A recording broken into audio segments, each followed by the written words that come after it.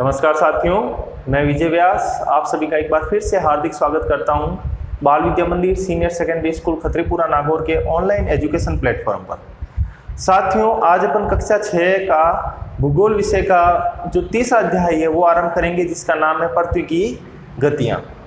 जब पृथ्वी की गतियों की बात अपन ने पिछले अध्याय में की थी, तब भी बात की थी कि अपन ने कि पृथ्वी की दो प्रकार की गतियां होती है। कौन कौन सी गतियां होती है? पहली गति होती है घूर्णन गति। घूर्णन से क्या तात्पर्य है? घूर्णन का मतलब हो गया अपने अक्ष पर ही घूमना। और दूसरी गति आती है आपके परिक्रमण गति। परिक्रमण का क्या मतलब है? आपने कभी मंदिर के अंदर देखा होगा और कई व्यक्तियों को कहते हुए सुना भी होगा कि हम मंदिर में परिक्रमा करके आए हैं। परिक्रमा का मतलब क्या हो गया? एक जो भगवान की मूर्ति है उसके चारों ओर गोल चक्कर के रूप में एक निश्चित कक्ष के अंदर घूमना। वो एक निश्चित कक्ष है, उसी के अंदर चारों ओर घूमना, ये क्या हो गया? परिक्रमण। तो यही पृथ्वी की दो गतियां हैं। पृथ्वी एक स्थान पर भी घूमती है और साथ ही सूर्य के चारों ओर एक निश्चित कक्षा है, उसी के अंदर घूमती है। तो पृथ्वी की दो प्रकार की गतियां हो गई, पहली गति घूर्णन गति और दूसरी गति हो गई परिक्रमण गति। तो आज का अध्याय अपन स्टार्ट करते हैं पृथ्वी की गतियां। तो पृथ्वी की गतियां कितनी प्रकार की हो गई? दो प्रकार की हो गई। नंबर 1 घूर्णन और नंबर 2 हो जाएगा परिक्रमण। परिक्रमण से अपने को याद रखना है कि मंदिर में जो परिक्रमा लगाते हैं वही परिक्रमण है। घूर्णन, अब घूर्णन से क्या तात्पर्य हो गया? पृथ्वी का अपने अक्ष पर घूमना। अगर पृथ्वी अपने अक्ष पर घूमती है तो उसे घूर्णन कहते हैं। और परिक्रमण सूर्य के चारों ओर एक निश्चित कक्षा में गति करना, ये क्या हो जाएगा? परिक्रमण हो जाएगा। तो आप घूर्णन और परिक्रमण को समझ गए होंगे। अगर पृथ्वी घूर्णन गति करती है तो क्या परिवर्तन आता है? दिन और रात में परिवर्तन आता है। यानी घूर्णन गति से दिन और रात बनते हैं, ठीक है ना। घूर्णन गति से क्या बनते हैं? दिन और रात बनते हैं। अगर पृथ्वी की परिक्रमण गति होती है तो क्या होता है? तो ऋतुओं में परिवर्तन होता है। ज्यादातर आपके एग्जाम में ये प्रश्न पूछा जाता है, ऋतुओं में परिवर्तन किस गति के कारण होता है? तो अपने को याद रखना है, ऋतुओं में परिवर्तन परिक्रमण गति के कारण होता है। इसी अध्याय में आएगा, ऋतुओं वाला पार्ट आएगा, जब और अधिक डिटेल से अपन समझेंगे। अब एक बार मैं आपको वापस जो पिछले वीडियो में मैंने पृथ्वी के जो रेखाएं बताई थी उनको एक बार वापस बनाता हूं और फिर उससे आगे चलते हैं। पिछले वीडियो में अपन ने देखा था कि अपन ने पृथ्वी को इस प्रकार बनाया था और सबसे बीच में एक रेखा बनाई थी जिसे अपन ने क्या कहा था? भूमध्य रेखा।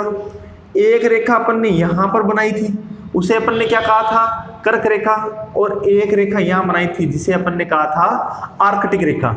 वैसे ही जैसे अपने ये उत्तरी गोलार्ध में बने थे, दक्षिणी गोलार्ध में सबसे पहली रेखा मकर रेखा, फिर एक रेखा यहां पर बनी थी जिसे अपन ने कहा था अंटार्कटिक रेखा। एक यहां ध्रुव बनाया था और एक यहां ध्रुव बनाया था जिसे अपन ने उत्तरी ध्रुव और दक्षिणी ध्रुव नाम दिया था। और ये कहा था कि ये अक्ष से मिलती है, उसे अपन देशांतर कहते हैं। एक देशांतर भी बनाया था जिसका नाम अपन ने दिया था प्रमुख याम्योत्तर रेखा या 0 डिग्री देशांतर रेखा। तो ये अपन ने बनाया था, लेकिन वास्तविक रूप से पृथ्वी इस प्रकार नहीं है। अपनी पृथ्वी है जिसका झुकाव 23 डिग्री है। तो अपन यहां पर कहेंगे कि ये अपनी पृथ्वी कुछ इस प्रकार की है।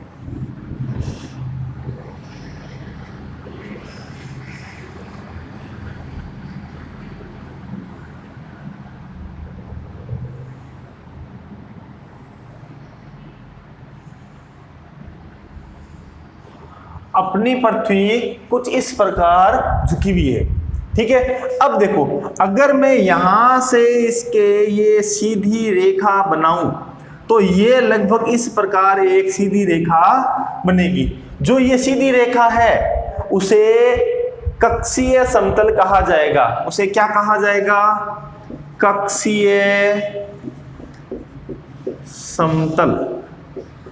वास्तव में अपन ने पहले ऐसी पृथ्वी बनाई थी, लेकिन अपन को पता है पृथ्वी तो झुकी हुई है, तो इस प्रकार की है। अगर अपनी झुकी हुई पृथ्वी पर इस प्रकार की एक रेखा बनाऊं जिसे कक्षीय समतल कहते हैं, और इस कक्षीय समतल पर एक लंब डालूं, लंब डालने का मतलब क्या हो गया? 90 डिग्री का कोण बनाऊं, तो यहां पर अपन देखेंगे कि जो अपनी पृथ्वी है ये तो हो गया ये हो गया अपना उत्तरी ध्रुव, और यहां से यहां तक पृथ्वी है जो 23.5 डिग्री झुकी हुई है। और अपने जो अपनी पृथ्वी है अपने कक्षीय समतल पर कितने डिग्री का कोण बनाती है? अगर मैं यहां से यहां तक की बात करूं तो ये कोण बनाती है 66.5 डिग्री का कोण बनाती है। कितने डिग्री का कोण बनाती है? 66.5 डिग्री का कोण बनाती है। अगर आपसे पूछ लिया जाए कि जो अपनी पृथ्वी है वो अपने जो कक्षीय समतल है उससे कितने डिग्री का कोण बनाती है, तो आप कहोगे 66.5 डिग्री का कोण बनाती है। और कितनी झुकी हुई है? 23.5 डिग्री झुकी हुई है। बात आ गई क्या समझ में?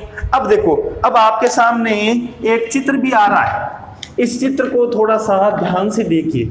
इस चित्र के अंदर भी यही बात बता रही है जो अपन ने अभी अभी पढ़ी है।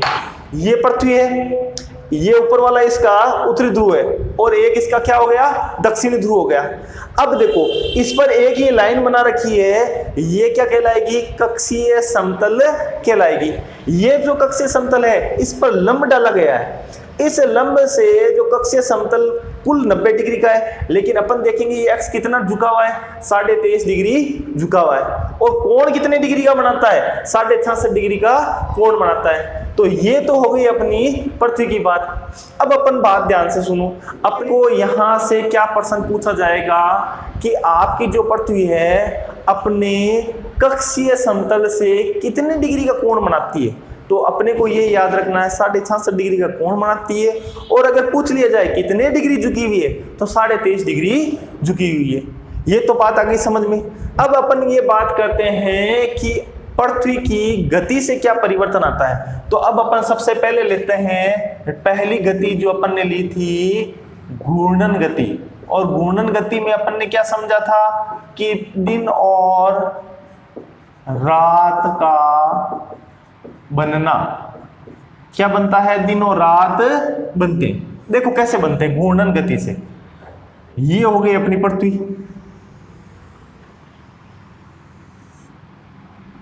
और ये 66.5, ये आपके 23.5, ये 0 डिग्री, ये यहाँ 23.5, और ये यहाँ 66, और ये अक्ष, ये हो गया अपना अक्ष।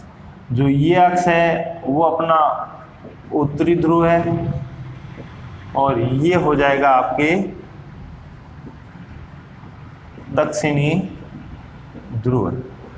अब बात आती है पृथ्वी किस दिशा से किस दिशा की ओर घूमती है। अपन ने पहले भी बात कर रखी है, अपने सूर्य के उल्टी दिशा का नाम लेना है। जिस दिशा में सूर्य उदय होता है अस्त होता है उसे उल्टा बोल दो, वो अपना आ जाएगा अपने पृथ्वी की दिशा। अब देखो सूर्य किधर उदय होता है? पूर्व के अंदर उदय होता है और पश्चिम के अंदर अस्त होता है। तो अपन ये कह दो जो पृथ्वी की गति है वो पश्चिम से पूर्व की ओर होगी। वो क्या करेगी? पश्चिम से पूर्व की ओर जाएगी। अपना इधर पूर्व है, ये पश्चिम है, ये उत्तर है, और ये दक्षिण है।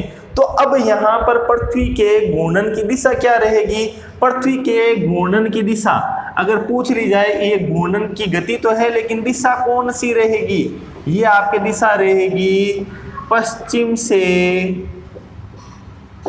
पूर्व की ओर।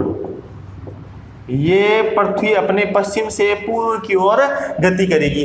अब इस प्रकार गति करती है और अपन यहाँ पर मानते हैं कि ये अपना क्या हो गया, ये अपना सूर्य है, ये अपना सूर्य है। अब जिस दिशा की ओर सूर्य की रोशनी पहुंचेगी वो यहाँ पर क्या रहेगा, दिन रह जाएगा, और जिस दिशा की ओर सूर्य की किरणें नहीं पहुंचेगी वहां पर क्या रह जाएगी, रात। अब अपन देखते हैं सूर्य की, यानी यहाँ तक आधी पृथ्वी के अंदर तो सूर्य की किरणें गिरेगी और आधी पृथ्वी के अंदर सूर्य की किरणें नहीं गिरेगी। जिस ओर गिरती है, यानी ये अपने ये क्षेत्र है, इस ओर सूर्य की किरणें गिर रही है, इसमें तो क्या रहेगा, यहाँ पर तो रहेगा दिन। तो इस साइड जहां पर सूर्य की किरणें सीधी गिर रही है यहाँ पर रहेगा दिन, और जिस साइड ये सूर्य की किरणें नहीं गिर रही है यहाँ पर क्या रह जाएगा, रात। अब ये गति अपने अक्ष पर ही कर रही है, यानी एक ही जगह गति कर रही है, तो थोड़े समय बाद में क्या होगा, ये घूमकर पार्ट इधर आ जाएगा तो वापस यहाँ दिन हो जाएगा, यहाँ रात हो जाएगी। लेकिन ये जो है एरिया, जो आपका ये उत्तरी ध्रुव है, ये लगभग 6 माह तक, कितने माह तक, लगभग 6 माह तक सूर्य के सामने रहेगा। तो यहाँ पर 6 माह की, लगभग बता रहा हूं, 6 माह का क्या रहेगा, दिन रहेगा। और ये जो भाग है दक्षिण ध्रुव का, ये तो क्या हो गया, यहाँ पर दक्षिण ध्रुव के अंदर घूर्णन के बावजूद भी यहाँ पर लगभग 6 माह तक क्या रहेगी, रात रहेगी। अब फिर क्या होगा, ये अपनी, ये तो हो गई इसकी घूर्णन गति। जब ये परिक्रमण करेगी तो घूमकर सूर्य की दूसरी ओर जाएगी, तब क्या होगा, ये जो भाग रहेगा दक्षिण ध्रुव, ये सामने आ जाएगा और ये उत्तरी ध्रुव है जो पीछे की ओर रहेगा। तो यहाँ पर 6 महीने का दिन और 6 महीने की रात, फिर यहाँ पर 6 महीने का दिन हो जाएगा, फिर यहाँ पर 6 महीने की रात हो जाएगी। कहने का तात्पर्य क्या हो गया, ये जो आधा भाग है ये एक तरफ दिन रहेगा और इस आधे भाग पर एक तरफ रात रहेगी। अब देखो, जो ये रेखा मैंने बनाई है, जो ये डिसाइड करती है कि किस दिशा की ओर दिन रहेगा और किस दिशा की ओर रात रहेगी, इस रेखा को प्रदीप्ति वर्त कहते हैं। इस रेखा को प्रदीप्ति वर्त कहते हैं। इस रेखा को क्या कहते हैं, प्रदीप्ति वर्त कहते हैं, जो ये निश्चित करती है कि किस भाग के अंदर दिन रहेगा और किस भाग के अंदर रात रहेगी। उस रेखा को अपन क्या कहेंगे, प्रदीप्ति वर्त कहते हैं। उत्तरी ध्रुव में लगभग 6 महीने का दिन रहेगा और दक्षिण ध्रुव में 6 महीने की रात होगी, और वहीं 6 महीने बाद में जब ये दक्षिण ध्रुव सामने आ जाएगा तो यहाँ पर 6 महीने का दिन हो जाएगा और यहाँ पर 6 महीने की रात हो जाएगी। बाकी सभी भाग के अंदर दिन और रात बनते रहेंगे। तो ये तो हो गया घूर्णन गति के कारण दिन और रात का बनना।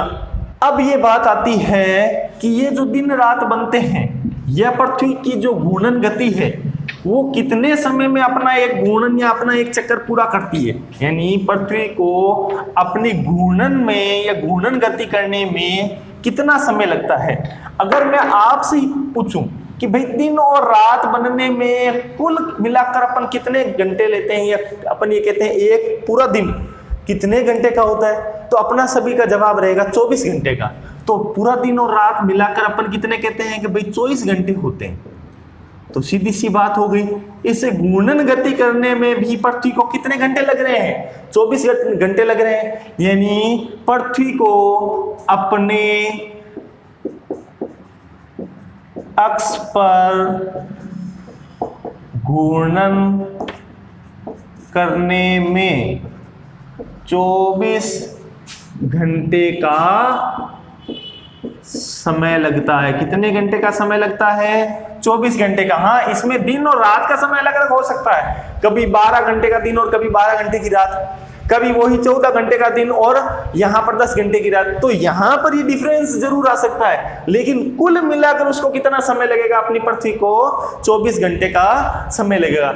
जो ये 24 घंटे का समय लगता है, इसे ही पृथ्वी दिन या पृथ्वी की दैनिक गति कहते हैं। सबसे पहले वापस देखो, घूर्णन गति से दिन रात बनते हैं, दिन रात बनने में कितना समय लेती है, 24 घंटे। तो पृथ्वी अपने अक्ष पर घूर्णन करने में 24 घंटे का समय लेती है, और यही 24 घंटे का समय लेना पृथ्वी दिन या पृथ्वी की दैनिक गति कहलाता है। अगर आपसे पूछ लिया जाए पृथ्वी दिन किसे कहते हैं, तो आप यहाँ पर दिन देख कर 12 घंटे मत कर देना। कई बच्चे यहाँ कंफ्यूज हो जाते हैं, पृथ्वी दिन में कितने घंटे होते हैं, और वो दिन का देखकर यहाँ बता देते हैं 12 घंटे, लेकिन अपने को 12 घंटे नहीं होते, ये ध्यान रखना है। पृथ्वी दिन में कुल कितने होते हैं, 24 घंटे होते हैं। तो यह पृथ्वी की दैनिक गति में कितने घंटों का समय लगता है, 24 घंटों का समय लगता है, ये आपको याद रखना है। बात आ गई समझ में। अब अपन आगे चलते हैं। अब अगर देखिए, अगर आपसे एक प्रश्न पूछा जाए कि अगर पृथ्वी की घूर्णन गति न हो तो क्या होगा। एक बार आप सपोज कीजिए कि अपनी पृथ्वी घूमना बंद कर दी है, तो क्या होगा। सीधी सी बात है, रात और दिन नहीं बनेंगे। जो भाग सामने है वहां पर दिन रहेगा, जो भाग पीछे रह गया है वहां पर हमेशा के लिए रात हो जाएगी। जहां दिन रहेगा वहां की गर्मी बढ़ जाएगी, वहां का तापमान बढ़ जाएगा, और जहां रात रहेगी वहां पर ठंड बढ़ जाएगी, वहां पर सर्दी बढ़ जाएगी। तो जीवन संभव नहीं होगा। अगर अपनी पृथ्वी अपना घूर्णन छोड़ दे तो जीवन संभव नहीं है। ये तो हो गई अपने पृथ्वी की घूर्णन गति की बात। अगले वीडियो में अपन पृथ्वी के परिक्रमण गति के बारे में पढ़ेंगे। तो आज के लिए इतना ही, मिलते हैं अगले वीडियो में। तब तक के लिए आप सभी को धन्यवाद।